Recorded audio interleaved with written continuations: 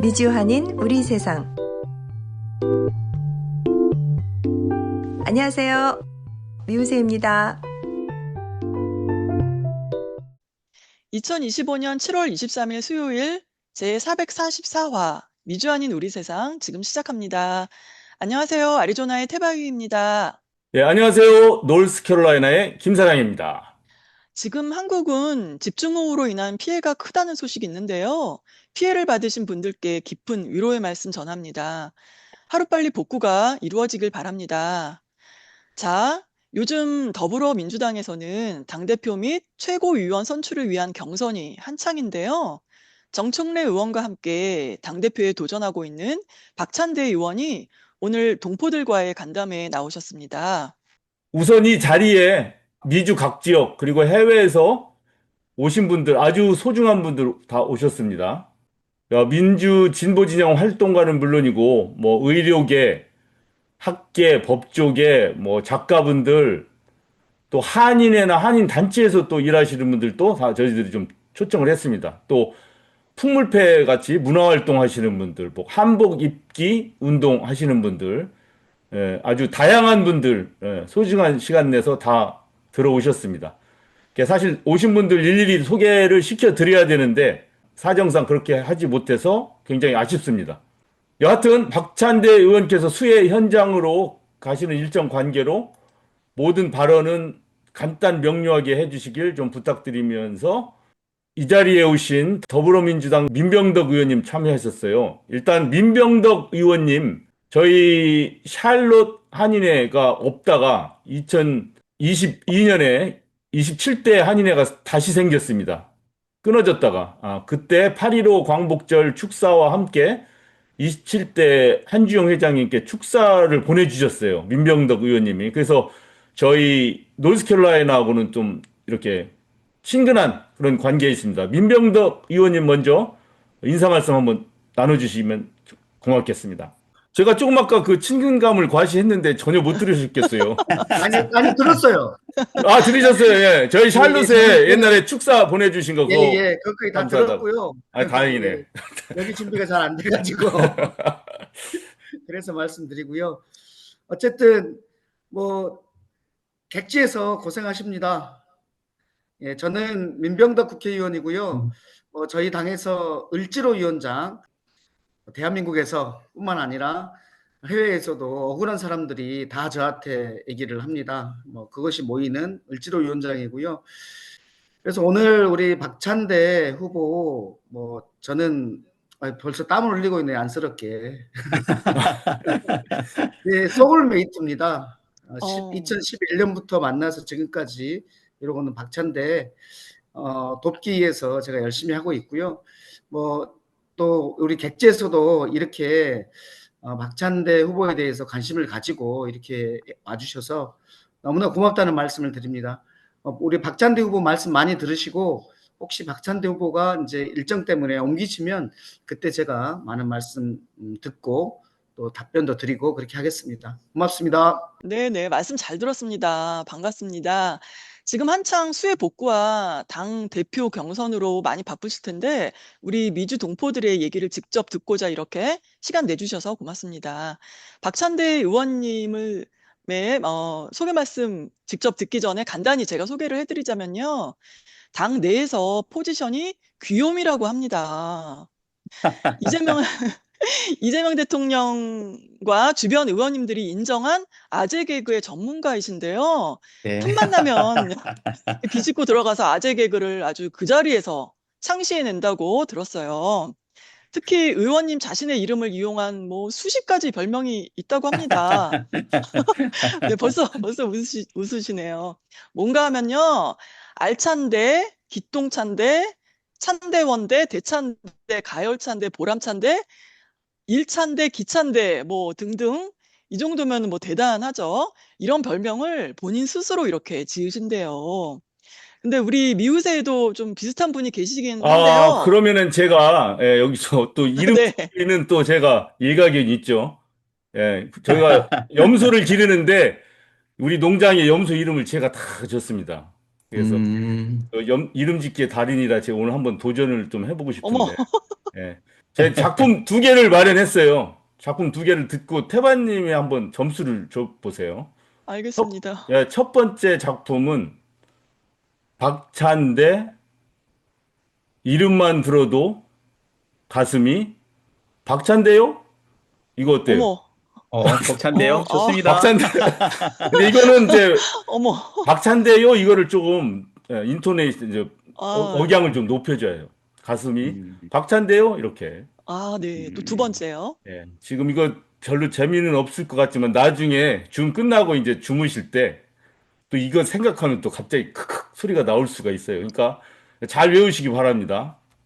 가슴이 박찬대요 이거 다 어머, 외우시고 자, 두 예상은, 번째 네, 네, 네. 두 번째 작품 민주 있는 곳에 박찬대 개혁 있는 곳에 박찬대 어머, 가슴 벅찬 박찬대 이거 어때요? 와. 어, 자, 첫 번째가 좋아요, 두 번째가 좋아요. 박찬대 의원님. 네, 둘 다 좋은데요.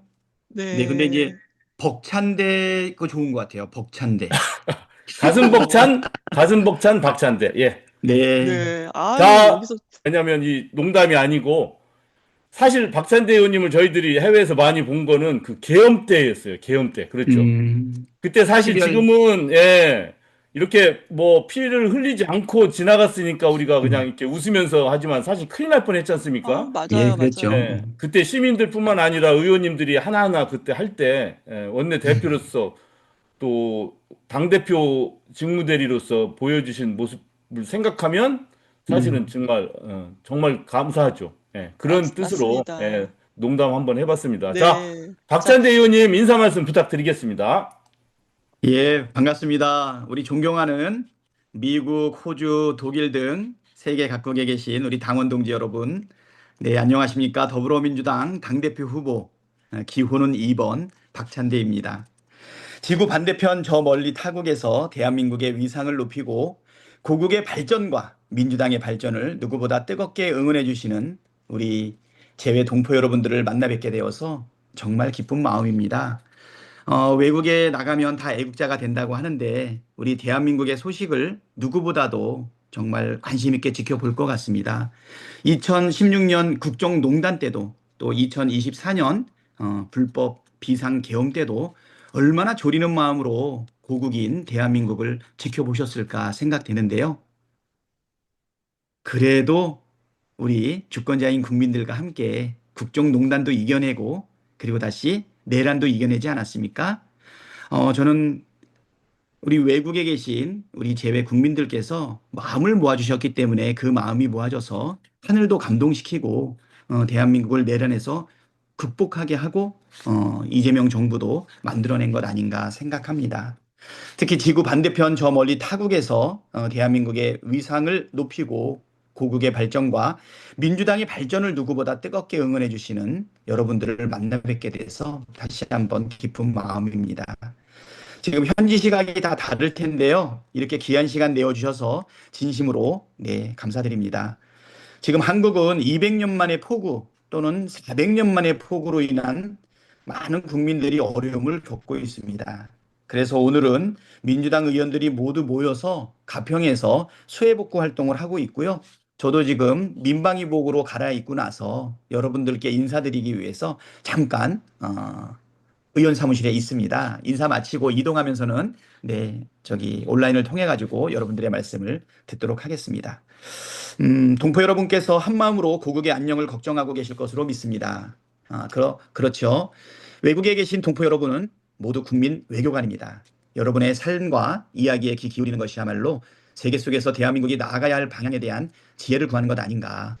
자, 지금 그 박찬대 의원님 쪽에 아까 신호가 별로 안 좋았었어요. 계속 말이 끊기고 그랬죠? 예. 네, 지금, 오늘 이 녹화는 팟캐스트 미우새, 그다음에 유튜브 미우새로 올라가고요. 그다음에 JNC TV 유튜브로 올라갑니다. JNC TV에 송현 교수님 잠깐 인사 좀 드리겠어요? 지금 막간에? JNCTV 대표이자 기자인 송은입니다. 우리 국민들이 바라는 대로 내란을 완전히 종식하고 그 다음에 삼특검을 통해서 불공정성도 해소하고 그리고 민생 안정과 경제 성장을 위한 그리고 국민 통합을 위한 노력을 다하는 집권여당의 당대표가 되기 위해서 노력하고 반드시 그것을 이루어내도록 하겠습니다. 외국에 계셔서 항상 간절한 마음으로 조국을 보고 계실 텐데요. 그래도 우리 대한민국이 이재명 대통령 국민 주권 정부의 성공을 통해서 여러분과 함께 기쁨을 나누고 여러분에게도 큰 보국이 되도록 노력하겠습니다. 여러분 사랑합니다. 힘내십시오. 네, 고맙습니다. 말씀 잘 네. 들었습니다. 그럼 우리 미주 동포들이 재외 동포로서 궁금한 점이나 개선해야 할 점 등에 대해 질문해 보겠습니다. 미리 보내드린 질문에 대한 답을 박찬대 의원님께서 해주시고 또 시간적 여유가 있으면 참여하신 분들의 질문을 직접 받도록 하겠습니다. 채팅창에 질문과 본인 이름 그리고 지역명을 올려주시면 몇 가지만 골라서 질의응답을 하겠습니다. 박찬대 의원님, 먼저 네. 당대표란 게 무슨 일을 하는 어떤 자리인가요? 당대표는 우리 민주당의 최고 일꾼이 되는 것이죠. 예, 지금 우리 민주당은 당원들이 한 500여 명 되고 있습니다. 그중에 당의 중요한 의사결정에 참여하고 있는 권리당원들이 약 120만 명이 되고 있는데요. 결국 우리 민주당의 최고 지도자이면서 으뜸 일꾼을 뽑는 자리이죠. 당대표는 최고위원회를 주관을 하면서 당 전체의 의사결정 그리고 집행을 책임지고 있는 자리입니다. 지금 대통령이 되신 이재명 대통령께서 바로 직전에 당대표를 역임을 했었죠. 뭐 대표적인 분이라고 한다 그러면 김대중 대통령님, 그다음에 문재인 대통령, 뭐 이런 분들이 당대표를 수행을 하셨다. 이해찬 대표님까지 이렇게 말씀드릴 수 있겠습니다. 네, 잘 들었습니다. 굉장히 중요한 자리, 그리고 중요한 임무를 맡는 그런 자리군요. 자, 다음 질문은요. 해외 동포들은 사업의 기회도 주어지고 음, 장기적으로 음. 남북 화해 및 평화 공존의 계기도 된다는 점에서 남북 경제 협력이 다시 활성화되기를 기대하고 있는데요. 이에 관해서 의견 부탁드립니다. 근데 1945년도에 일제강점에서 벗어나서 지금 80년이 경과했습니다.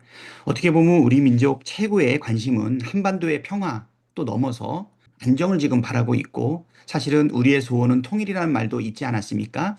80년이 경과하게 되면서 우리 민족 간의 그 갈등이 지금 해소되지 않았는데요. 제가 블라디보스톡에 갔더니 신안촌 기념비에 이런 말이 쓰여 있더라고요. 민족 최고의 자랑은 자주와 독립이다. 이런 얘기가 있었는데요. 지금 우리 대한민국 한반도의 이 평화와 이 안정은 단순한 우리의 구호가 아니라 우리의 경제적 기회뿐만 아니라 대한민국 한반도의 성장을 위해서 생존적으로 꼭 필요한 부분이다라고 생각이 됩니다. 지금 무분별한 가치 외교를 지향하면서 국익과 실용 외교를 포기했던 윤석열 정부 때문에 어렵게 만들어지고 있었던 한반도의 평화 기조가 많이 쇠퇴했는데요. 이재명 대통령과 함께 우리 민주당은 남북 간의 평화를 정착시키고 그리고 남북 간의 교류를 통해서 우리 민족 전체가 잘 살고 세계 경쟁력을 가질 수 있는 그런 기회를 가지려고 하고 있습니다. 특히 외국에 계신 우리의 재외 국민들께서는 한반도의 평화와 안전 그리고 사업의 기회를 무엇보다도 중요하게 생각하고 있을 텐데요. 실용 외교, 국익 외교 그리고 우리 국민들의 사업 기회와 발전을 위해서 최선의 노력을 다하도록 하겠습니다. 네, 고맙습니다. 우리가 해외에 나와서 이렇게 살면서 정말 간절하게 느끼는 게 통일, 그리고 하루빨리 종전, 이것만큼 중요한 게 없다고 생각합니다. 자, 네. 다음은요. 세계적으로 팬덤 정치가 시작된 이후 더불어민주당 내에서도 특정한 정책이나 직책의 인물 선출에 있어서 강성 지지층 주장과 소속 국회의원 및 일반 유권자 사이 의견이 다른 경우가 종종 있고 이것이 꽤 큰 파열음을 일으키기도 하는 것을 봐왔는데요. 당대표가 되신다면 이런 점을 어떻게 처리할 계획이신가요? 노무현 대통령께서 이런 말씀을 하셨어요. 민주주의 최후의 보루는 깨어있는 시민의 조직된 힘이다. 저는 2009년 5월 달에 노무현 대통령 노제에 참석하고 그 말씀이 내 가슴에 새겨져서 깨어있는 시민의 조직된 힘이 무엇인지 그거를 찾고 그리고 함께 어울리는 보다 보니까 지금의 원내대표를 거쳐서 당대표에 도전하게 되었거든요. 아까도 말씀드렸지만 우리 당원들이 중요한 의사결정에 참여하고 있는 권리당원들이 약 120만 명 정도가 됩니다. 과거에는 그 우리 민주당의 마음이 어디 있냐라고 하면 여의도를 보고 또 국회의원들을 보거나 또는 계파의 정치 지도자들의 입을 많이 쳐다봤는데요. 지금은 당원 중심의 대중정당으로 지금 민주당이 되어 있습니다. 저는 우리 깨어있는 시민의 조직된 힘이 바로 우리 민주당의 120만 당원 아닌가. 크게 보면 500만의 당원인데요. 이제는 이러한 집단지성이 반영이 돼서 결국은 우리 당원들의 집단지성이 반영된 의견이 우리 당심이고 그 당심이 민심이다라는 생각을 가지고 있습니다. 민주주의 체제 하에서 다른 의견과 사실은 의견을 주장하는 가운데서 갈등과 마찰도 어느 정도 발생할 수 있지만 궁극적으로 우리 민주당의 깨어있는 시민들의 조직된 힘인 우리 당원들로 인해서 올바르고 현명한 결정을 해나갈 수 있다 이런 믿음을 가지고 있거든요. 네, 이번 총선을 보더라도 우리 당원들에게 경선으로 맡겼을 때 우리 당원들이 그 총선에서 큰 승리를 할 수 있는 우리 후보자들을 뽑아낸 것 아닌가 이렇게 생각이 되고요. 이재명 대통령님 이후에 우리 당은 당원 중심의 대중정당으로 더욱 자리를 차지할 거다 이런 생각이 듭니다. 우리 국회의원들도 이 부분에 대해서 21대까지는 조금 저항이 있었는데요. 이제 국민들의 마음과 당원들의 마음이 다르지 않고 당원들의 마음과 국회의원의 마음이 다르지 않은 상황까지 와 있다 이렇게 보시면 될 것 같습니다. 네, 잘 들었습니다. 깨어있는 시민, 바로 그게 정답인 것 같아요. 민주주의는 누군가가 가져다 주는 게 아니고 우리 스스로 만드는 거잖아요. 네. 그렇습니다. 자, 다음 질문입니다. 지난 12월 이후 지금까지 있지도 않은 것을 사실로 편파적이고 또 폭력을 조장하거나 실제 폭력을 행사하는 개인이나 단체의 거짓 뉴스가 만연해졌습니다. 굉장히 네. 심각한 수준인데요. 언론 표현의 자유다 뭐 이래서 묵인을 해야 하는지 아니면 법적인 개선을 또 생각하고 계신 게 있는지 궁금합니다. 악의적인 가짜 뉴스, 악의적인 뉴스에 대해서 이 악이라는 부분이 사실 입증하는 데 좀 어려움이 있기는 하지만 공동체를 훼손하고 그다음에 국익을 저하시키고 그리고 부당한 피해를 입히는 이 악의적인 가짜 뉴스에 대해서는 분명하게 사실은 손해배상을 도입해야 된다라고 하는 것이 지금까지 우리 민주당의 일관된 입장이었거든요. 전에 언론중재법을 통해서 악의적 가짜뉴스에 대한 손해배상을 물리는 것이 입법화하는 데는 실패를 했는데요. 요번 우리 민주당은 이재명 정부 하에서 가짜뉴스에 대한 손해배상을 도입을 해서 가짜뉴스로 혼란을 일으키는 그런 부분은 근절해야 된다 이렇게 생각합니다. 입법적으로 완결하도록 그렇게 하겠습니다. 감사합니다. 아유, 정말 하루빨리 이건 중요한 내용 같아요. 더 네. 이상의 그 가짜 뉴스로 인한 피해자가 없어야 됐다는 생각이 듭니다. 네. 자, 다음 질문 김 사장님 해주세요. 다음 질문은 선천적 복수 국적법 요거인데 요 내용 자체가 굉장히 좀 해외 동포들이 전문적으로 알고 어쩌면 한국에 계신 분들은 아무리 정치인이라 할지라도 어쩌면 잘 다루지 않은 수도 있을 것 같아서 이 문제를 지금까지 굉장한 열정을 쏟아서 활동해 오신 우리 DC의 전종준 변호사님께서 직접 박찬대 의원님께 한번 설명을 드리는 방식으로 한번 질문을 드리고 간단한 견해를 들어보는 그런 시간. 또 전종준 변호사님은 나름대로 해법도 어쩌면 설명을 드릴 수 있을 것 같습니다. 자, 전 설명과 해법을 변호사님. 같이 예. 설명과 해법을 좀 같이 좀 말씀해 주세요, 변호사님. 네. 반갑습니다, 박 대표님. 선천적 복수 국적의 이해를 쉽게 돕기 위해서 제가 질문 하나 드릴게요. 최초 한국계 미 연방 상원의원인 앤디 킴 의원 아시죠? 네, 알고 있습니다. 그분은 복수 국적일까요, 아닐까요? 아니실 것 같은데요? 예, 맞아요. 네. 그분은 1982년생이라서 다행히 복수 국적이 아닌데, 만약에 출생 당시에 아버지가 영주권자였고 1983년 5월 24일생 이후부터는 복수 국적이 됩니다. 그러니까 현재 42세까지 전부 다 복수 국적이 됐는데 아마 30만 명으로 피해자가 지금 추산되고 있습니다. 미국 공직에 진출할 때, 신원조회할 때 Have you ever held dual citizenship? 이중 국적을 가진 적이 있냐라는 질문에 대부분 no라고 대답을 해요. 그러니까 거짓 네. 진술하는 거죠. 그래서 공직과 정계의 진출에 족쇄가 되고 있어요. 이 원인 제공을 누가 했냐면은 2005년 소위 홍준표법입니다. 거기에 네. 의하면은 한인 2세가 외국에서 출생했을 때 네. 18세가 되는 해 3월 말까지 국적 이탈을 안 하면은 병역 의무가 부과가 돼요. 그리고 음. 병역 기피자가 되고 38세까지 국적 이탈을 못하게 돼 있습니다. 여기에 대해서 네. 2020년도에 헌법재판소로부터 헌법 불합치 결정을 받았습니다. 그러나 네. 아직도 권리 없는 의무를 부과하는 위헌적인 2005년 소위 홍준표법을 어, 우리가 고쳐야 되는데 여기에 대해서 개정법안을 발의할 의도가 있으신지요?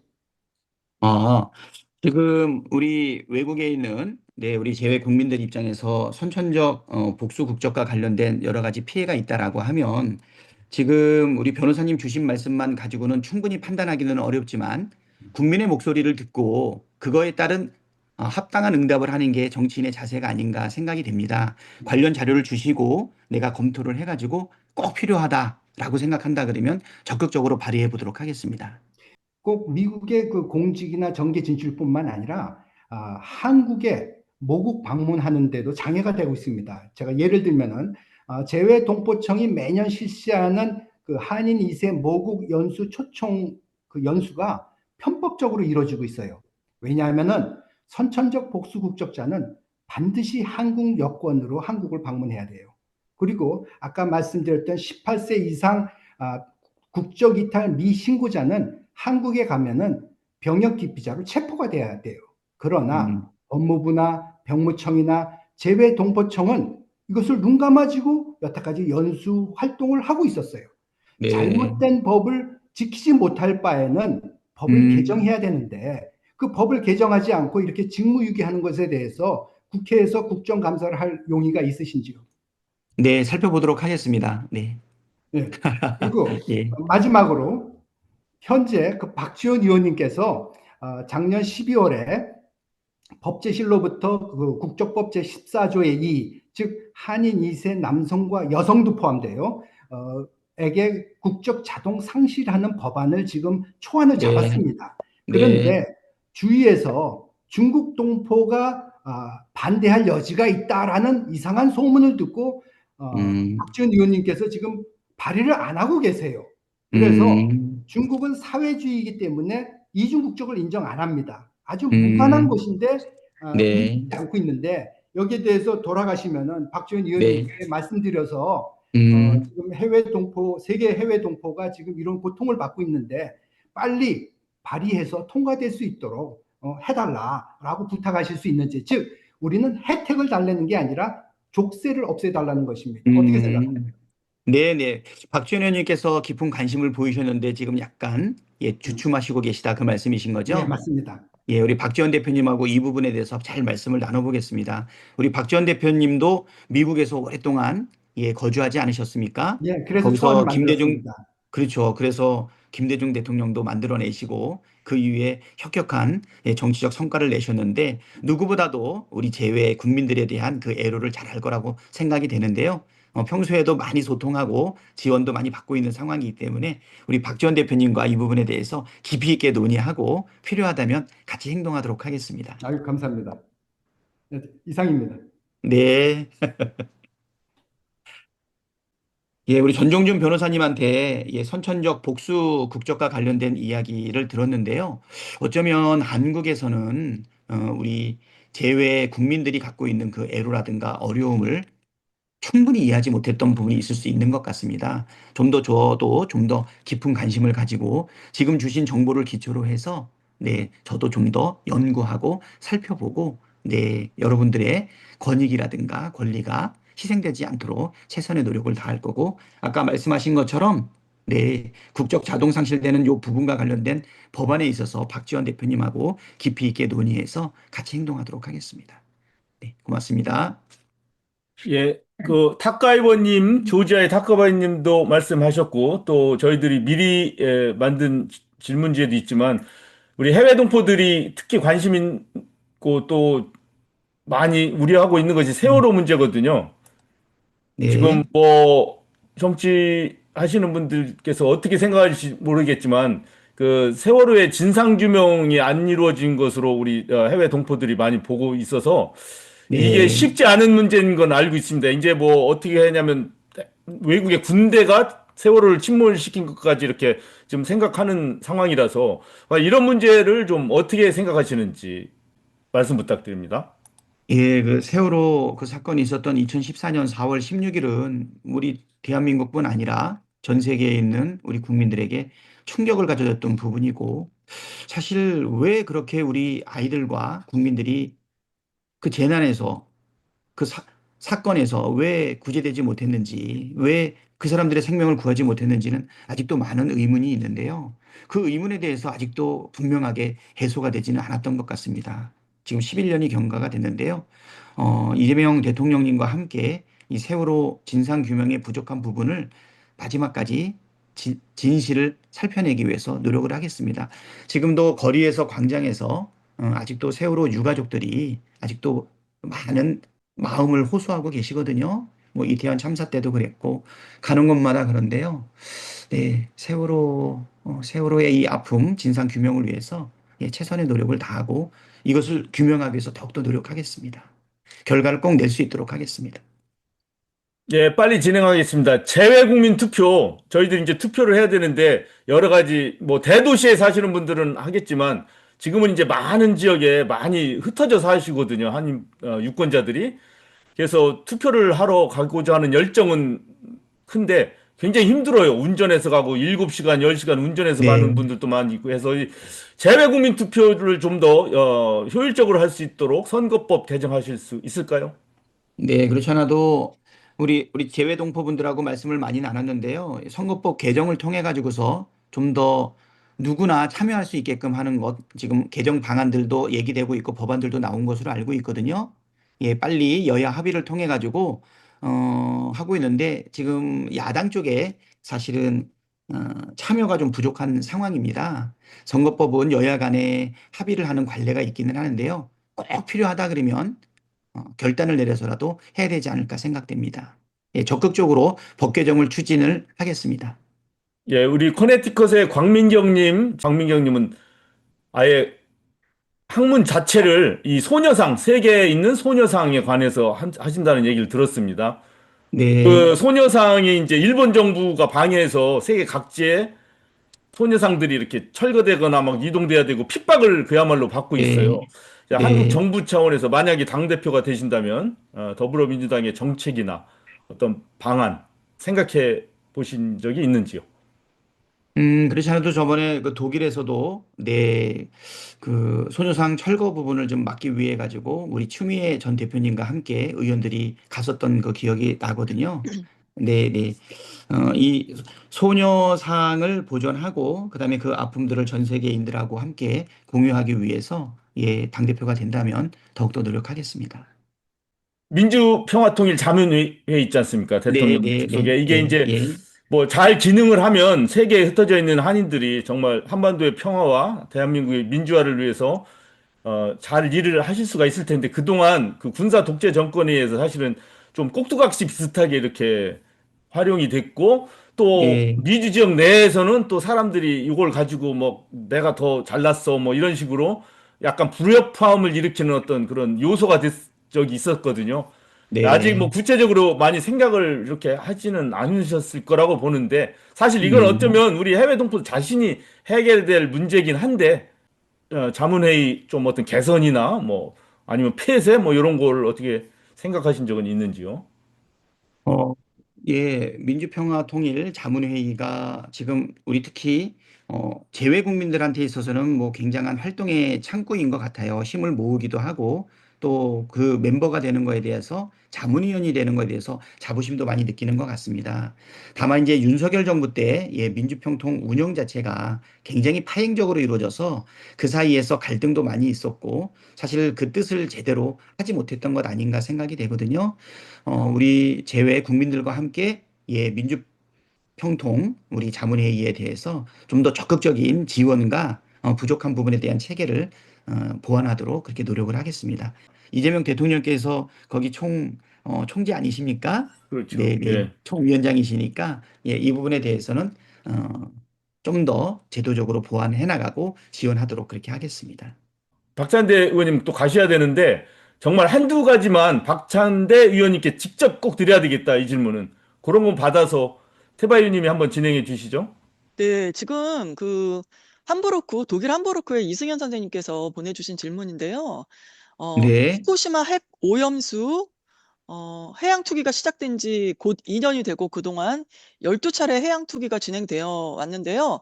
그동안 우리의 관심사에서 사라진 모든 생명체를 위협하는 핵 문제를 지금 상기하고자 계속 활동을 하고 계세요. 지금 모여서 네, 네, 많은 네, 분들이. 네. 근데 어떻게 생각하시나요? 어떤 방안이 있을까요?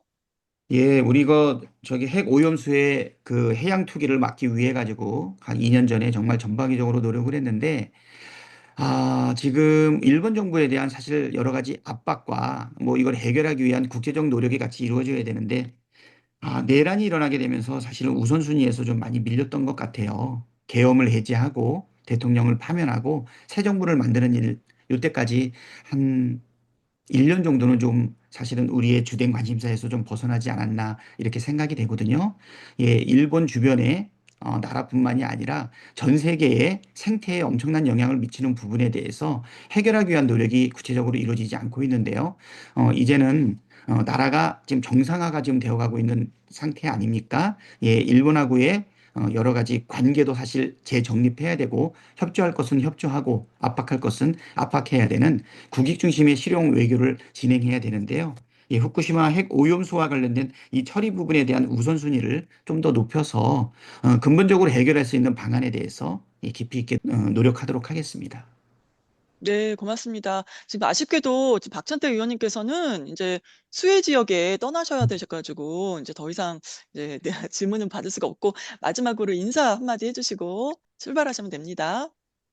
네, 오늘 그 여러 가지 질문을 많이 보내주셨는데요. 이 부분에 대해서 뭐 단순하게 한번 이야기하는 소통 정도가 아니라 여러분들이 가지고 있는 관심 그리고 우리가 풀어야 될 과제에 대해서 구체적인 이야기를 주셨다고 생각이 됩니다. 이 부분은 그냥 스쳐 지나가지 않고요.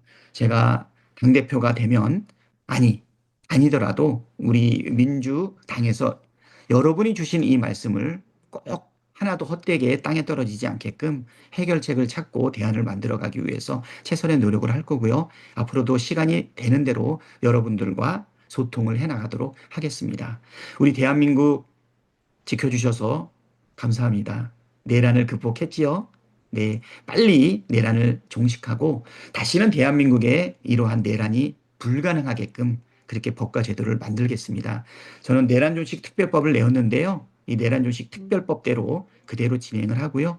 여러 가지 개혁 과제도 잘 완수하겠습니다.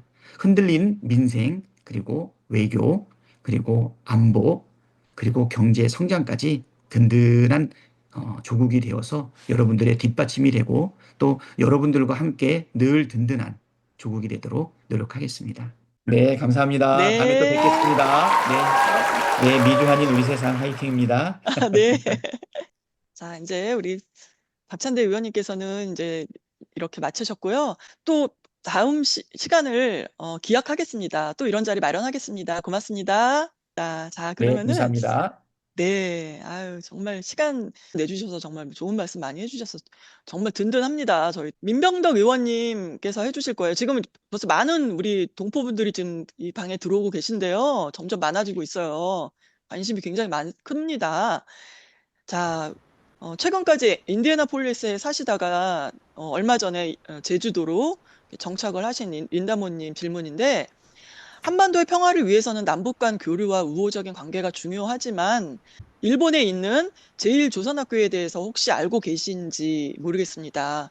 그들은 통일된 한반도의 미래를 위해서 열심히 공부하고 있습니다. 북한뿐 아니라 남한에 고향을 둔 그들은 남북을 연결할 수 있는 중요한 인재들이라고 생각하는데요. 그들에 대한 민주당과 이재명 정부에서 특별한 정책이 있는지 궁금하다고 합니다. 저희가 그 부분과 관련해서 국회에서 토론회도 하고 그러고 있거든요. 그분들은 실은 우리에게는 통일과 교류를 위한 중요한 자산이잖아요. 그분들의 존재 자체가. 그리고 또 일본이라는 곳에서 그 우리의 전통을 유지하면서 그 오랫동안 지켜온 조선인 학교들 저희가 실은 지금 정부 차원에서 어떻게 도울 것인가 이 부분을 우리가 고민하고 있는 거고 실은 민주당이나 이런 우리 진보 세력들은 열심히 실은 돕고 있습니다. 정부 차원에서 도울 수 있는 방안들에 대해서는 저희가 이제 우리 정부가 들어섰으니까 일단 먼저 교류를 통해서 알아보고 정부 차원에서 도울 수 있는 것들을 찾도록 하겠습니다. 아까 우리 박찬대 의원에게 질문했던 부분들과 관련해서 제가 조금 보충해 드릴 것들이 있긴 한데 선천적 복수국조법 같은 경우도 지금 헌법 불합치까지 결정 난 거 아니에요? 이 부분과 관련해서 박지원 의원하고 제가 좀 살펴서 좀 보겠다는 말씀을 이거는 제가 해외에 나가면 거기 계시는 우리 동포분들께서 항상 얘기하셨던 부분입니다. 이 부분과 관련해서 제가 좀 더 살피겠고요. 아까 이제 세월호 부분 말씀 주셨는데 그래서 최근에 대통령께서 세월호, 그다음 이태원, 오송 이 분들하고 유족들하고 대화를 했어요. 그래서 이제 생명안전기본법 제정해가지고 이제 이러한 것들이 다시 발생하지 않도록 하는 것들을 기본법 차원으로 만들겠다는 것이 있는 거고 이제 더 중요한 것은 세월호 같은 경우는 우리가 원인을 아직도 명확히 모르겠다. 이 부분이 있는 거잖아요. 그래서 대체로 진실 규명과 그 다음에 이제 화해인 거잖아요. 그러니까 진실과 화해이기 때문에 그 부분들은 저희가 더 하고 있다라는 말씀을 좀 드립니다. 지금 아까 또 말씀 주신 게 재외국민 투표 관련해서요. 제 아이도 유학을 가 있거든요. 마인츠에 있어요. 마인츠. 프랑크푸르트에서 한 20분밖에 안 걸리는 마인츠에서 지금 대학원을 다니고 있는데 이제 그 아이도 이번에 대선 투표할 때 2번을 가더라고요.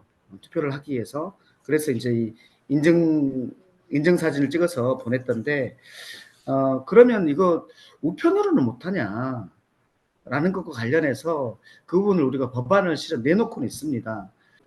야당에서 지금 반대를 하고 있는 상황이어서 명분이 실질적인 것은 외국에 있는 우리 동포들이 참여를 많이 하면 계산기를 두드려서 불리하다라고 생각하는 경향이 있는 것 같은데 근데 그것을 실질적으로는 그래 보이는데 명분상으로는 그러지 않고 명분상으로는 이제 이것의 비밀이 지켜지느냐 안전하냐 이런 부분들을 말하고 있는 것이기 때문에 저희가 해외 공간하고 사이에서 안전하게 할 수 있는 그 방법들을 조금 더 명확하게 만들어서 설득을 할 수 있겠다라는 생각을 가지고 있습니다. 다음 들어온 질문 드릴게요. 네. 민 의원님께서는 박찬대 후보를 지지하는 이유가 뭔지 궁금하다고 하십니다. 누군지는 네. 말씀을 못 드리겠어요. 저는 이제 개인적으로는 관계야 소울메이트라고 하는 그런 관계거든요. 2011년도에 국회의원이 되기 위한 공부를 같이 시작을 했어요. 그러니까 노무현 대통령 돌아가신 이후에 회계사인 박찬대, 변호사인 민병덕 이 전문가들이 우리가 우리 전문 영역에서의 돈 버는 데만 있어서는 안 되겠다. 공동체를 위해서 좀 나서보자. 이런 모임들을 했고 이제 그걸 같이 떨어지고 나서 이제 서로 간에 얼마나 많은 얘기들을 했겠어요. 그 과정에서 이제 소울메이트가 됐는데 그래서 저는 이번에 개인적인 입장에서는 하지 않고 인천시장 가는 게 훨씬 낫겠다라고 말씀을 드렸는데 본인은 당대표를 하겠다고 하더라고요. 그 이유는 꽃길인 인천시장 길이 있고 가시밭길인 당대표 길이 있는데 중요한 것은 본인은 자기의 정치 일정에 따라서 정치를 하는 게 아니라 그 시기에 가장 필요한 일을 본인이 하는 게 맞겠다. 지금 시기에는 이재명 대통령이 초기 1년 그 개혁을 이 초기 1년에 다 해야 되고 그리고 그 성과를 가지고 내년 지방선거를 치러야 되는데 그리고 지방선거에서 우리가 압도적으로 이겨야지 개혁을 완수할 수 있고 정권 재창출을 할 수 있는데 그 1년 동안에 자기가 이재명 대통령하고 가장 잘 맞춰서 성과를 낼 수 있겠다라는 거였어요. 저는 이 양반이 좀 착하다. 계산하는 것보다는 매우 착한 사람이다. 라는 생각을 하면서 저도 거기에 동의합니다. 그래서 지금 뭐, 박찬대 후보도 있고 정청래 후보도 있지만 지금 여기에, 리더십의 모습이 다릅니다. 뭐 정청래 후보님이 가지고 있는 이 강력한 리더십이 이제 뭐 우리 법사위원장 하면서 보여줬잖아요. 이 리더십과 원내대표로서 그때 뭐 법사위원장, 뭐 과방위원장, 외결위원장을 다 임명하고 그들하고 지침을 내리고 그 전체 우리 의원들을 통합하면서 이 전체를 오케스트라처럼 끌어갔던, 그렇지만 자기는 드러나지 않으면서 끌어갔던 이 박찬대 리더십은 다르다.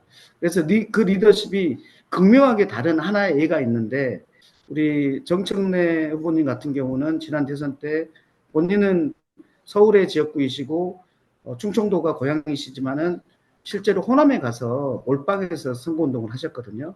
근데 그 리더십과 박찬대 후보 같은 경우는 대통령 후보가 가지 않은 취약지구들을 다녔어요. 그래서 이제 본인은 뭐 실제로는 많이 나오진 않았죠. 그런데 그 리더십의 차이가 극명하게 드러난 것이고, 이 리더십은 앞으로도 이재명 대통령과의 사이에서 같은 형태로 계속 드러날 것이다라고 보여요. 즉 가장 센 개혁의 주체가 지금 이재명 대통령이고, 그리고 그분은 그 개혁의 시대 정신을 가지고 대통령이 되신 분이에요. 그래서 강력하게 사이다처럼 대통령을 해 나가실 건데, 그것에 보조를 맞출 사람이 누구냐, 그거에 균형을 맞출 사람이 누구냐와 관련해서는 실은 박찬대 후보가 균형을 맞출 수가 있다. 이것이 가장 안정적인 민주당의 모습을 보여주는 것이고, 그랬을 때 중도층까지 확장되는 민주당이 되고, 그랬을 때 2026년 다음 선거에 이길 수 있다라는 거거든요. 그래서 정치 구도상 지금 개혁을 완수해내는 가장 완벽한 조화, 이것이 박찬대이기 때문에 지지한다고 말씀드릴 수 있습니다. 좀 그렇군요. 길었네요. 네. 죄송합니다. 가장 가까이 계시니 아주 정확하게 잘 알 수밖에 없는 것 같습니다. 자, 다음 질문은 AOK 정현진 대표님. 안녕하세요. 네, 네. 네, 우리 해외 동포들은 항상 뭐 어디서 왔냐 그러면은 노스코리아, 사우스코리아를 외국인들이 묻기 때문에 아무래도 국내에 계신 분들보다는 분단에 민감합니다. 지금 트럼프가 방위비를 더 내야 된다고 압박을 넣고 있는데 사실 이건 내정 간섭 아닌가요? 그래서 지금 국회의원들 많이 미국 방문 중이신 거 알고 있는데 더욱 당당하게 방위비가 아니라 미군 주둔비를 내야 된다, 이런 식으로 좀 당당하게 나갈 수 있는 그런 의원들이 계시길 바랍니다. 또한 우리가 뭐 통일과 평화에 대한 노력을 해오다 보면은 국가보안법이 항상 발목을 잡고 있어요. 2018년에 저희가 방북을 한 적이 있는데 국가보안법, 뭐 남북교류협력법 이런 걸로 계속 재판을 받고 있는 그런 동료들이 많이 있고요.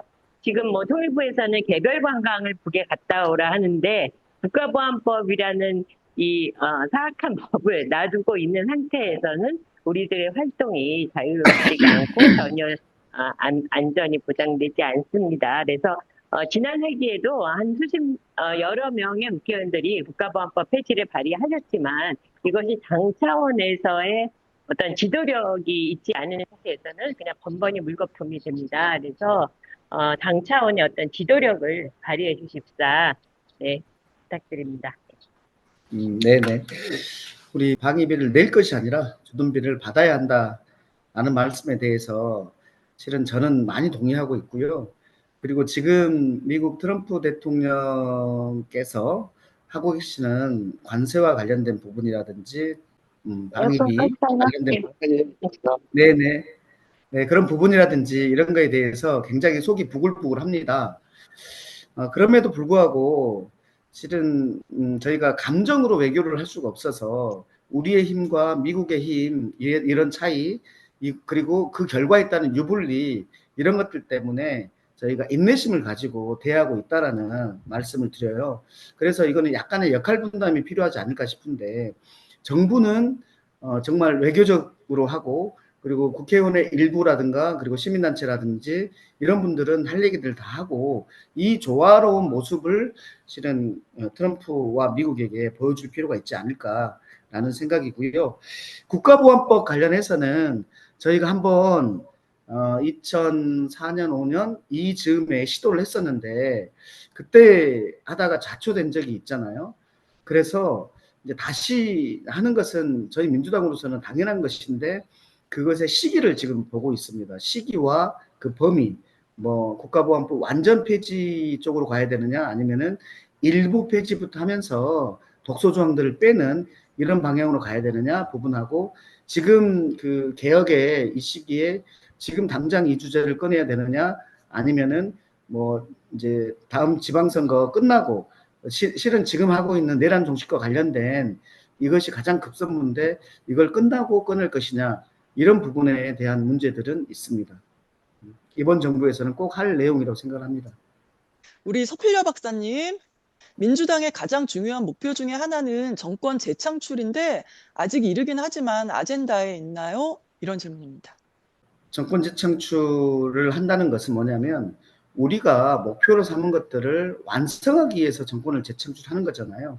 그러기 위해서는 국민들에게 잘해야 되는 거고 저희의 목표는 단기, 중기, 장기가 있지만 중장기적으로는 통일이 있는 거고 통일을 이루기 위한 그 단기적으로 그 중기적으로는 평화 체제를 확립해서 그 교류 과정에서 이제 결과적으로 통일하는 이런 것들이 있는 거고 또 하나는 저희 대한민국의 경제가 성장과 분배가 균형 잡히게 만들어내는 것들도 우리에게는 매우 중요한 목표다라는 말씀을 드리고 그 성장을 하기 위해서 뭐 말씀 드릴 수 있는 게 이제 전략산업에 대한 첨단 산업에 대한 것들, 재생에너지에 대한 것들, 그리고 우리 문화산업에 대한 이런 걸 중심으로 성장을 하고 그 성장 속에서도 이제 분배를 신경 쓴다는 것이고 레거시 산업들, 철강, 조선, 뭐 건설 이런 부분과 관련해서는 왜 이 산업들이 성장의 한계에 부딪혔는지를 보면서 그것은 분배가 제대로 되지 않고 그 생태계 전체가 발전하는 방식으로 되지 않아서 그런 거 아닌가 싶어서 이런 데는 좀 분배를 좀 중심으로 해서 하려고 하고 결론적으로는 경제는 성장과 분배를 균형 잡히게 가려고 한다. 라는 말씀들을 드리고 이런 것들이 단기간에 할 수 있는 것이 아니기 때문에 결국은 정권 재창출을 통해서 또 그 과제들을 또 해나가고 하려고 하는 것은 너무나 당연한 우리의 과제다. 네, 잘 들었습니다. 그다음 유 작가님 질문해 주세요. 전작권, 작전권, 그 군대라는 거는 전시 때 필요한 거니까 사실은 그게 작전권을 의미하는 거죠. 그 작전권에 대해서 좀 질문을 드리고 싶은데요. 몇 년 전인가 그 작전권을 이제 찾아오겠다 뭐 그런 계획이 있었던 걸로 알고 있는데, 최근에 뉴스에 보니까 그런 얘기가 나와서 그 의원님과 민주당 입장은 어떤지 해외에서 좀 살다 보니까 뭐 작전권이라는 게 굉장히 이상한 거예요. 아까 그 박찬대 의원님이 말씀하신 것 중에 자주 독립이 마음에 와닿더라고요. 특히 이제 해외에 살면은 그게 가장 와닿는데 그 자주 독립 국가라면은 그 자기 나라 군대를 지휘할 수 있는 권리는 그 당연한 거 아닌가요? 이런 생각이 들어가는 거예요. 그래서 그걸 우리 국가가 가지고 있지 않다는 게 너무 이상한 거예요. 그런데 그 맞습니다. 전에 역사를 보면은 미 군정까지 올라가고 한국 전쟁까지 올라가고 그렇긴 하지만 이거 너무 오래 걸리는 것 같아 찾아오는데. 그래서 그 입장에 대한 말씀을 듣고 싶습니다. 네, 당연하고요. 과거에 우리 노무현 대통령께서 그런 말씀 하시지 않았어요? 작전권을 우리가 가져가겠다고 하는 논쟁이 일었을 때 우리 예비역 장군들께서 그걸 막 반대하고 그러니까 창피한 줄 알아야지 라고 말씀하셨잖아요. 저희는 실은 뭐 이 작전권을 우리가 행사하지 못한다는 것에 대해서 사실상 모욕감을 가지고 있는 겁니다. 저희 민주당은 그렇게 생각하고 있고 근데 작전권을 가져오는 건 당연하다. 그리고 우리의 실력도 된다. 이제 뭐 예비역 장성들 같은 경우 우리의 실력이 안 된다 이렇게 말하고 있어가지고 진짜 창피한지 알아야 돼요. 대한민국에서 별까지 달아가지고는 우리가 작정할 능력이 안 된다 이렇게 말하는 거는 그 주둥이가 좀 이상한 주둥이 아니에요?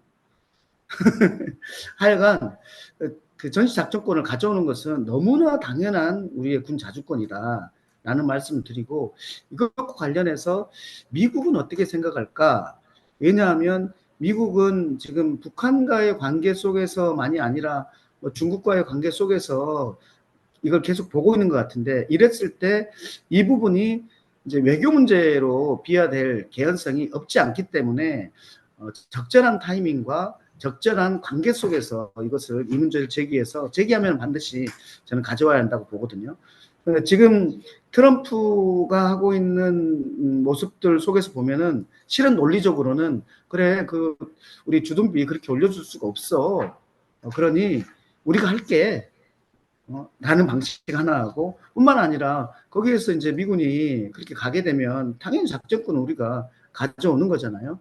그러니까 실은 큰 틀에서의 그 트럼프의 행동에 비춰봤을 때는 우리가 가져와야 되는 게 너무나 당연히 지금 맞는 그런 상황에 비쳐 있고, 다만 아까 말씀드린 것처럼 지금 우리가 미국보다는 힘이 약하기 때문에 거기에서 어떻게 좀 맞춰내면서 우리 전체 대한민국의 좋은 점들을 위해서 해날 것인지, 이런 기술적인 고민을 하고 있을 뿐입니다. 민명도 의원님 조금 시간 더 할애해 주셔도 괜찮은가요? 네네, 저는 더 있겠습니다. 저는 지금 수해 복구를 못 갔습니다. 왜냐하면 뒤에 지금 을지로위원회라고 딱 표말이 보이잖아요. 네. 그런 것처럼 을지로위원회는 지금 엄청나게 일이 많습니다. 그래서 수해 복구 못 가고 을지로위원회 을들 얘기를 듣는 얘기를 시간들이 아직 이후에 계속 잡혀 있어서 못 가니까요. 저는 여러분들 말씀을 들을 수 있는 시간이 조금 더 있다라는 말씀을 드립니다. 박형철님? 네, 안녕하세요. 뭐 해외에 살면서 많이 느끼긴 하는 건데, 제 주변에는 대부분들이 우리가 얘기하는 좀 극단적인 우측 사상에 빠져 계신 분들이 참 많거든요. 무슨 사상이요? 이렇게 좀 우파라고 얘기하는 극우 사상에 예. 빠져 계신 극우 분들이 사상. 예, 좀 많습니다. 그래서 좀 고민이 되는 부분이 저희가 이제 정부에서 뭐 다음 세대를 향한 어떤 교육이라든가 뭐 정책 방향이라든가 문화라든가 뭐 이런 역사 교육, 뭐 한글 교육 포함해가지고 이런 거에 대한 실질적인 파악이 좀 안 이루어지고 있는 거 아닌가라는 고민이 들더라고요. 이 지역에서 이제 우리나라를 알리는 대부분의 교육은 한글 학교 통해서 하거나 뭐 한예를 통해서 하거나 뭐그 정도가 대부분이라고 알고 있는데, 여기서 무슨 교육을 하고 있는지 어떻게 가르치고 있는지 이런 거에 대해서 전혀 아무도 알지 못하고 있을 거란 생각이 들거든요. 이제 아무리 이제 한국에서 뭐 좋은 얘기를 하고 뭐 한다고 할지라도 그거를 실질적으로 진짜 얘기를 접하고 바른 교육이 이루어져야 그게 이제 바른 일이 되지 않을까 생각이 드는데, 또 혹시 이제 이번 정부에서는 뭐 다음 이제 해외에 있는 아이들 뭐 차세대에 대한 교육에 대한 뭐 정책 방향이 결정된 것이 있는지, 또 실제적으로 해외에서 이루어지는 뭐 다양한 그 이제 뭐 한글 역사 문화 뭐 이런 교육에 대한 뭐 실태 파악이 진행될 수 있을지 그런 좀 궁금증이 있거든요. 그래서 좀 질문을 드려봤습니다. 좋은 주제를 주셔서 고맙고요. 저도 해외에 다니다 보면 항상 한글 학교 교장 선생님을 만나거든요. 근데 그분들 말씀을 들어보면 실은 예산도 택도 없고, 그 다음에 공간도 별로 안 좋고 교통도 별로 안 좋은 이런 것들을 이용을 하면서, 그리고 지원이 별로 없어가지고 현지에 나가 있는 우리 기업들, 현지 법인들 여기에서 이제 뭐 좀 지원을 받아가지고 이렇게 하는 굉장히 열악한 상태에 있더라. 아니 그런데 한글만큼 과학적으로 잘 만들어지고 쉬운 언어가 어디 있습니까? 특히 디지털 세상에 굉장히 맞는 언어가 한글이잖아요. 그래서 이 부분과 관련해서는 저는 국가에서 예산을 좀 쏟아 부어야 된다라고 생각을 합니다. 이게 한글의 보급도 있지만은 한글 보급을 통해서 한국의 역사와 문화를 보급하는 것이기 때문에 그렇다는 말씀을 드리고, 그렇게 예산을 쓰게 되면 그러면 교육의 내용이 무엇인지, 한글을 가르치는데 어떤 내용으로 가르치는지 이 부분에 대해서 이제 점검을 하겠죠. 지금은 이 정부나 외교부에서 그 내용을 어떻게 하는지에 대해서까지는 점검을 그만큼은 못하고 있다는 느낌입니다. 그러니까 예산을 쓰고 그리고 그 내용도 또 점검하고 이러겠다는 말씀을 드리고, 그리고 또 하나는 우리 교육과 관련해서 이제 해외 분들도 극우인 분들이 이제 많지만 이 대한민국도 지금 극우인 경우가 청년들이 그런 경우가 많은데 그것은 실은 지금 교육의 문제이거든요. 교육과 관련해서 저도 3명의 아이가 있는데 다 20대입니다. 근데 그 아이들한테 물어보면은 국사가 절대평가라는 거예요. 절대평가에서 국사는 공부 안 해도 그냥 패스할 수 있기 때문에 국사 공부를 안 한다는 거예요. 그리고 그 시험 문제도 너무나 쉽다는 거예요. 조선시대 사건 하나하고 신석기, 구석기 이런 사건 하나하고 이렇게 비교해서 이제 가르라는 이런 문제를 내고 있다는 거거든요. 또 하나는 현대사가 실은 시험 과목에서 빠져버렸습니다. 실은 현대사를 안 하면은 민주주의 교육이 실은 제대로 되지 않거든요. 그러니까 이번에 지금 내란 때문에 저희가 새로운 리더십을 가지고 새로운 민주당을 지금 만들어낸 거 아닙니까? 새로운 나라를 만들어낸 거 아닙니까? 그렇기 때문에 민주시민 교육을 하려고 지금 저희가 법안들을 지금 만들고 있습니다. 그러니까 빛의 혁명을 했던 그런 시민사회 단체랑 같이 제가 민주시민 교육과 관련된 그런 법들, 그 다음에 수기 민주주의에 대한 법들, 그런 법들을 만들고 있다라는 말씀드립니다. 아, 정말 크게 기대가 됩니다. 자, 그 다음은 보스턴의 이금주님 질문해 주세요. 네, 안녕하세요. 저는 보스턴에서 공립학교에서 교사로 일하고 또한 한반도 평화를 위해서 또 그 세월호 진상 규명을 위해서 작은 노력을 하고 있는 사람인데요. 저는 2가지 질문이 있어요. 첫 번째는 한반도 평화에 관한 것이고, 두 번째는 그 차세대 동포를 위한 보급 방문 프로그램에 관한 그런 질의인데요. 첫 번째, 한반도 평화에 관련해서 그 최근에 미국 하원에 그 한반도 평화 법안이 제출되고 나서 이제 그 1월 달에 회기가 시작해서 한 4개월 정도 지났는데 40명 정도의 하원 의원이 코스판서를 했거든요. 그런데 이제 이미 아시겠지만 이 법안은 지금 70 몇 년입니까? 73년 동안 72년 동안 계속되고 있는 한국 전쟁을 공식적으로 끝내고 평화협정 체결을 위한 그런 토대를 마련하기 위한 이런 내용을 담고 있어요. 그런데 이와 관련해서 한국 국회에서도 평화협정을 체결하기 위한 법안을 추진할 계획이 있는지, 또 미 하원과 협력해서 함께 이러한 법안을 공동으로 추진할 계획이 있는지 궁금하고요. 두 번째는 제가 최근에 그 미주 한인 여성이 모인 그런 그 호텔에서 작년 1월에 있었던 그 모국 방문 프로그램에서 어떤 강사가 한국의 발전은 일본 식민지 정책의 결과이다라고 하는 그런 식민지 근대화론을 설파하면서 이렇게 식민지 그런 사관을 주입하려고 했던 이제 이러한 내용을 제가 들었거든요. 근데 그게 정확하게 어떤 강사인지 제가 지금 계속 추적하고 알아보고 있는데 그 말씀하신 민주 시민 교육과 관련해서 이런 재외 동포층에서 주관하는 이러한 차세대 그 학생들을 위한 이러한 프로그램에도 이런 민주 시민 교육이 저는 꼭 포함되어야 한다고 생각하고요. 그리고 이렇게 이상한 소리를 하는 강사들이 그 모국 연수 프로그램에 이런 그 식민지 사관을 주입할 수 없도록 이제 사전에 강사들이라든가 아니면 그 강의 내용을 철저하게 검토하는 이런 시스템이 필요할 거라는 생각이 들고요. 이건 하나의 제안 사항입니다. 네, 감사합니다. 한반도 평화 법안과 관련돼서 저희는 미국에서 이렇게 해주는 거에 대해서 너무 고맙게 생각하고, 저희가 지난 회기에도 이 정전을 종전으로 바꾸면서 평화선언을 하려고 했었습니다. 그 부분들이 또 이제 뭐 정권이 바뀌면서 그걸 하지 못했는데, 그거는 단적으로 말씀드리면 빨리 할 겁니다. 지금 정전 상태를 바꾸고 종전으로 바꾸고 평화협정을 맺으면 그럼 뭐 주한미군을 나가라는 소리냐 어떤 소리냐 하면서 이제 보수 쪽에서 계속 이런 주장을 해왔었거든요. 근데 주한미군과 관련된 것과 이 종전선언 그리고 평화협정을 같이 생각할 필요는 없다라는 게 우리의 입장이에요. 이것을 연계시켜버리면은 안 되니까, 연계시켜버리면 너무 큰 문제가 돼버리니까 평화협정은 평화협정이고 주한미군은 주한미군대로 따로 생각을 한다라는 관점으로 저희는 진행할 생각이고요.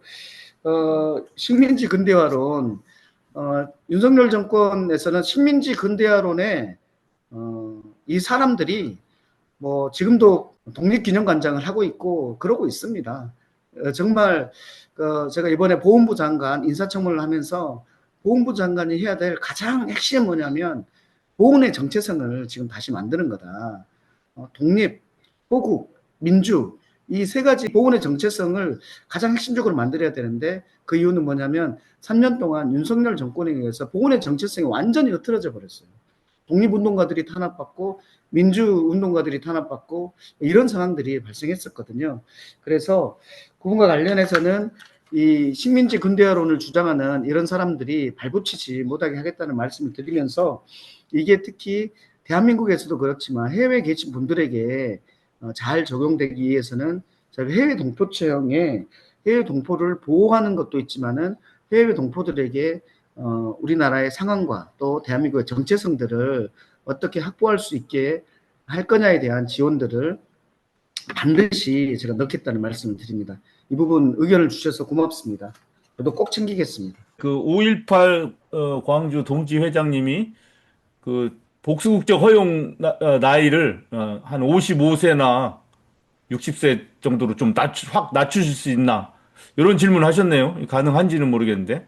아니, 그거는 질문이라기보다는 왜 그래야 되는지를 저한테 설명을 해주시는 게 맞지. 네, 예. 네, 요거는 그럼 나중에 지속적인 과제로 이렇게 남기도록 하겠습니다. JNC TV 송현 교수님 질문해 주세요. 네, 그럼. 송현 교수님. 예, 안녕하세요. JNCTV 대표이자 기자인 송현입니다. 다름이 아니라 저는 아까 이제 말씀하신 것 중에서 질문은 아니고 이게 어쩌면 의견도 될 수 있습니다. 뭐냐면 언론개혁입니다.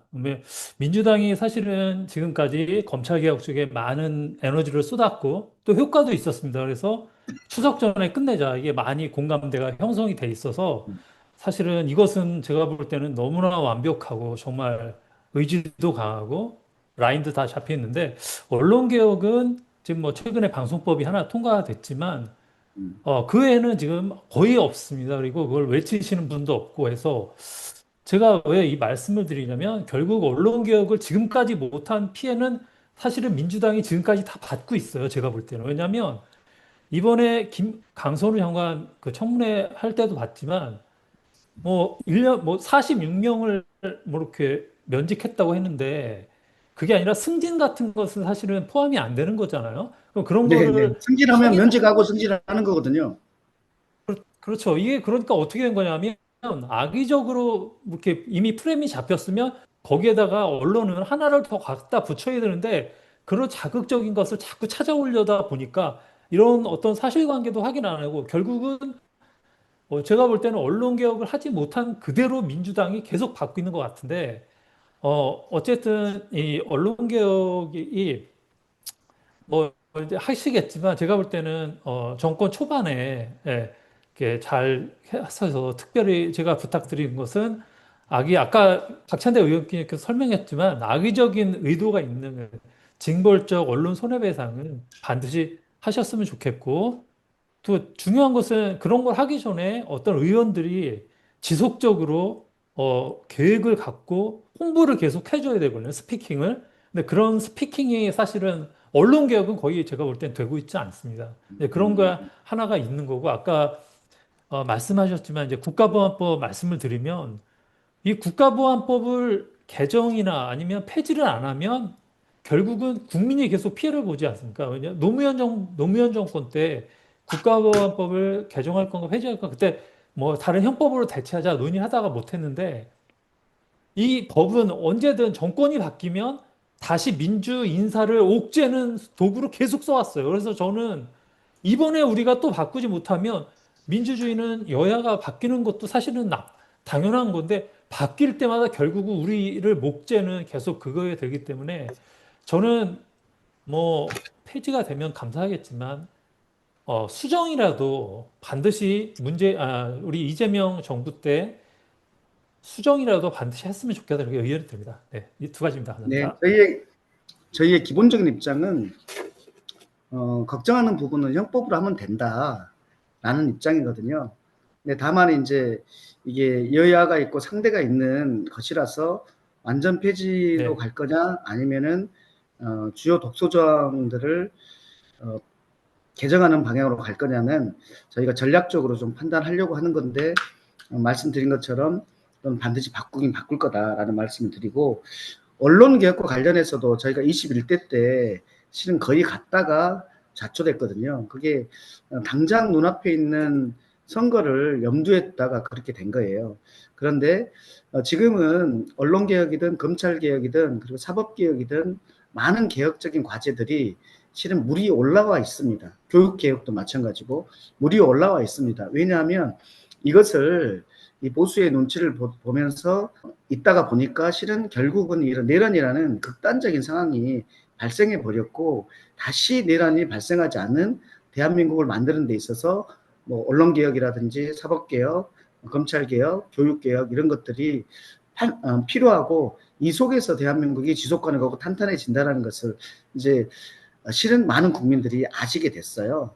그래서 이것들을 열심히 해 나가되 저희가 개혁의 피로감이 있을 수 있기 때문에 그 거의 모든 것들을 저희는 1년 내에 하려고 한다라는 말씀을 드리고요.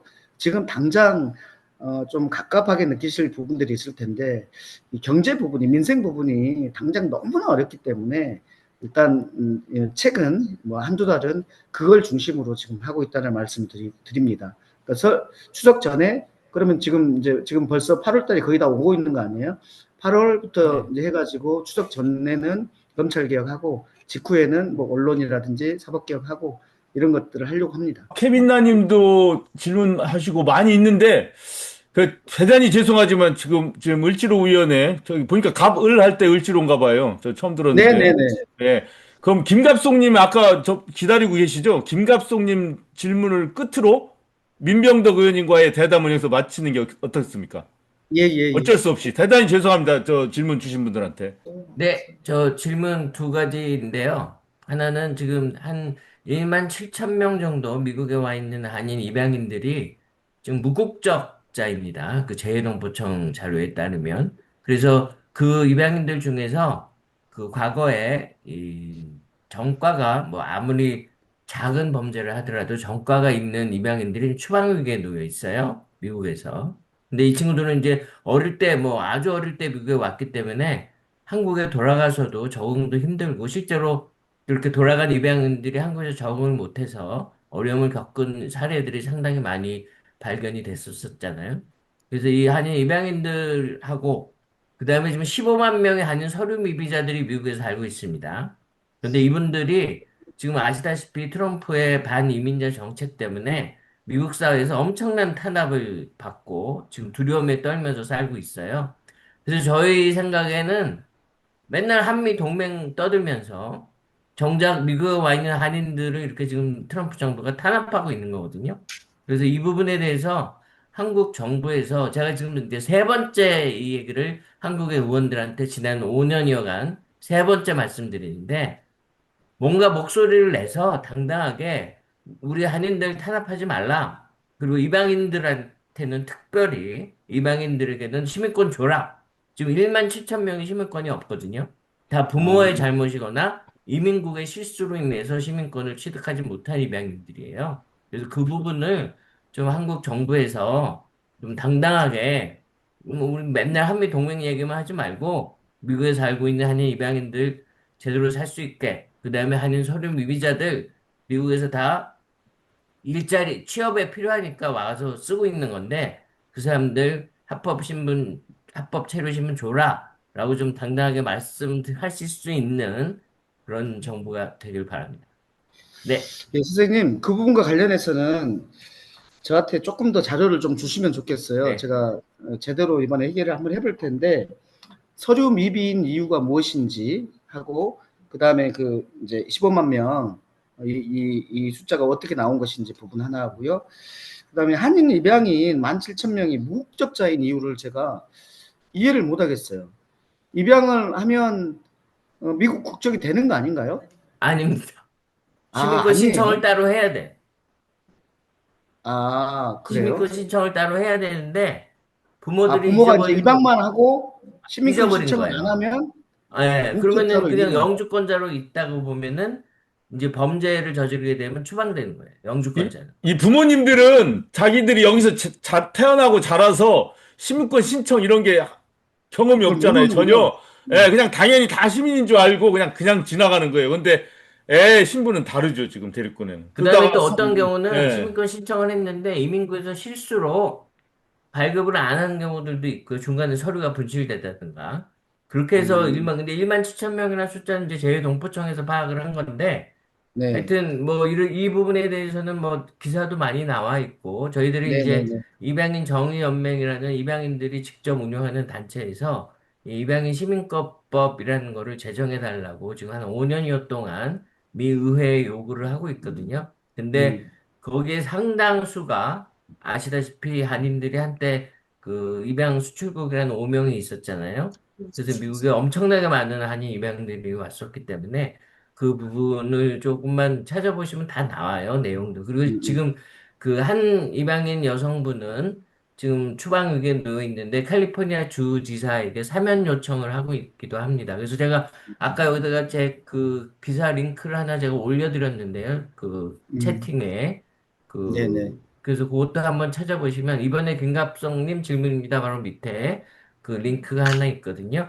그다음에 이제 서류 미비자분들은 뭐 IMF 때 엄청나게 오셨어요. 캐나다 국경 넘어서. 그래가지고 먹고 살기 위해서 미국에 오셔가지고 지금 거의 대다수가 15년 이상 미국에 살고 있는 한인들이고 전부 다 여기서 열심히 일하고 열심히 사는 분들인데 이제 트럼프가 자기 정치적 목적 때문에 지금 반이민자 정책을 펼치면서 다 쫓아나겠다. 그렇게 지금 하고 있는 상태거든요. 그래서 일부 자진 출국하시는 분들도 있는데 이런 부분에 대해서도 어차피 너희들이 노동력 필요해서 서른 미비자지만 미국에서 그렇게 살면서 직장 가지고 그렇게 해왔던 건데 그렇게 무자비하게 쫓아내는 게 말이 되느냐라는 목소리를 좀 뭐 어려우시겠지만 그 정도까지는 그래도 좀 낼 수 있는 그런 당당한 한국 정부였으면 좋겠습니다. 네네, 네, 알겠고요. 네. 그 한인 입양인 무국적자 부분과 관련해서 아까 법안이 미국에 뭐 내려고 한다고 하니까 그 안을 협력돼 하나 있습니다. 예. 주시고요. 네. 그래서 뭐 첫 번째는 그거, 두 번째 서류 미비자 이 부분은 조금 더 논란이 있을 것 같습니다만은 논란은 있죠. 네네 있을 것 같은데 저희 대통령께서 이제 계속해서 지금 한미 정상회담을 하려고 하잖아요.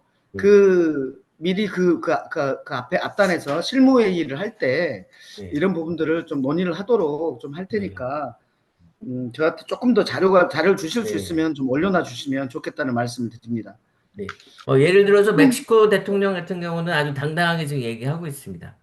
괴롭히지 말라고. 예. 네네네. 아니 뭐 이재명 대통령 스타일은 네. 얘기할 스타일입니다. 네. 네, 아시잖아요. 예. 네. 자, 오늘 지금 질문도 계속 올라오고 있고 또 참가자들도 계속 늘어나고 있는데 또 여기서 이제 아쉬운 이별을 해야 하겠습니다. 자, 우리 민명덕 의원님, 오늘 우리 이렇게 재외 동포들과 간담회를 통해서 느끼신 점, 또 마음이 어떠신지, 또 우리 동포들에게 하시고 싶은 말씀 있으면 마지막으로 해주십시오. 네, 제가 해외에 가서 항상 느끼는 바지만 외국에 계시는 분들, 이분들이 훨씬 더 애국자시다. 그리고 대한민국이 잘 되기를 훨씬 더 원하시는 것 같다. 관심도 크다. 이런 느낌을 받았거든요. 오늘도 마찬가지입니다. 실은 지금의 대한민국에서 국가보안법이라든지 막 이런 것까지 고민 못하고 사는 사람들이 정말 대부분인데 여기에서 그렇게 말씀해 주셔서 고맙고 또 특히 세월호에 대해서도 우리가 세월호 다음에 이제 뭐 이태원 참사라든지 오송 참사라든지 이렇게 나오고 있으니까 이제 세월호 많이 잊어버렸거든요. 그런데 세월호와 관련해서는 지금 뭐 보상은 되고 있다 하더라도 그 원인은 제대로 밝혀진 거 아니지 않느냐라고 지적해 주셔서 너무나 고맙고요.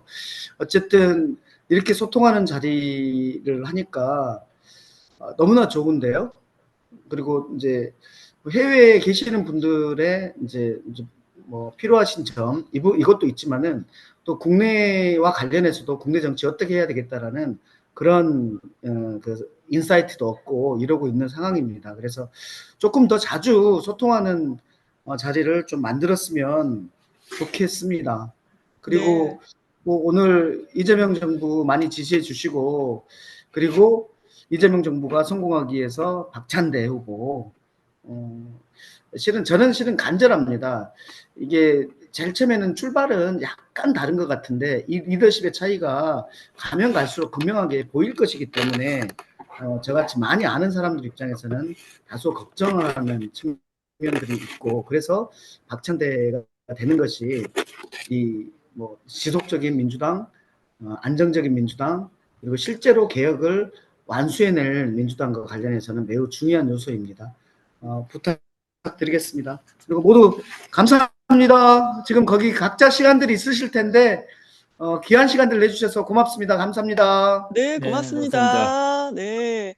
자, 그럼 이번에는 이제 인사로 마무리하고 이제 네, 다음 근데 기회에 중요한 게 아직 질문도 많고 가만히 보니까 일회성으로 이게 끝날 게 아니라 맞아요. 지속적으로 해외 동포와 민주당 의원실과 어떤 관계가 있으면 좋겠는데 이것에 대해서 지금 김아라 님이 한번 설명을 해주시면서 마무리 짓는 게 어떻습니까? 네, 그러세요. 네. 예, 우리 비서관입니다. 네. 네, 김현정 반갑습니다. 의원실 비서관. 네. 네, 안녕하십니까. 아니, 오랫동안 소통해갖고 너무, 저희 코네티컷 박순원님도 너무 오랜만에 뵙고, 오랜만에 뵙는 분들 많아가지고 너무 반갑습니다. 네, 반갑습니다.